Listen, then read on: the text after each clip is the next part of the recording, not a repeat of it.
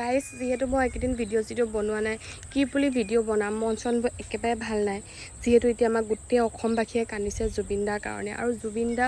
এনেকুৱা এজন মানুহ আছিলে যোনজনে না কথা ক'বলৈ ভয় কৰে না তেওঁৰ আগত ধনী দুখীয়া না কোনোবা মেজিষ্ট্ৰেট মিনিষ্টাৰ থাকিলেও তেওঁ যোনটো সঁচা কথা যোনটো ৰাইটৰ কথা সেইটো কয়ে আৰু তেওঁ লেখীয়া মানুহ এজন আমি হেৰুৱাই বহুত বেছি মানে এনেকুৱা লাগিছে যে আমাৰ নিজৰ ঘৰৰ কোনোবা মানুহ এজন নাইকিয়া হৈ গ'ল আৰু জুবিন দা আমাৰ সকলো অসমবাসীৰ মাজত সদায় আছিলে থাকিব আৰু